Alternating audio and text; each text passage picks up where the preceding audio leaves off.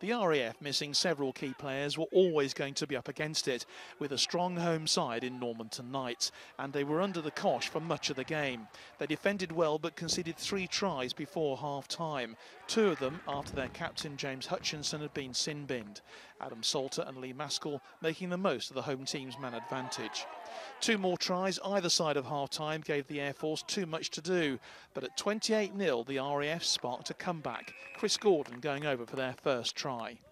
By the time Cy Ray had scored their second try, the hosts had crossed the line 7 times and added an 8th score through Charlie Thompson to make it 44-10.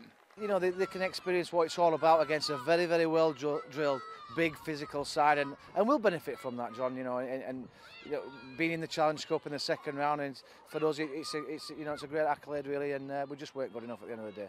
So a Yorkshire disappointment then for the Royal Air Force in their game at Normanton. How would the Army get on here at Stanningley in their match against the British Police? The Army set their stall out from the off and raced into a 12-0 lead. Their first try from Sonoma Vekuni with an excellent conversion from James Young.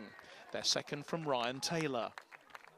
But that set the tone for a pulsating game as the British Police then staged a comeback. 2 tries before half-time and a third just after the break from Dave Green gave them the lead.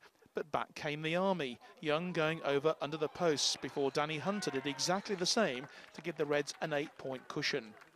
Then Don Maloney, who'd been outstanding, was sin-binned, and while he was away for 10 minutes, the police clawed their way back to level it at 24-all before Jason Sandall drove over to put the police ahead by 6 points with the conversion. The Army weren't done, and in the dying moments, the outstanding James Young levelled at 30-all with a 5th Army try converted by Danny Hunter. And the drama wasn't over. Twice the Army beat down 2 drop goal attempts in extra time before Maloney turned from villain to hero with a golden try that sealed it at 34-30. It's the first time that it's happened to, certainly to me in my career in playing rugby league,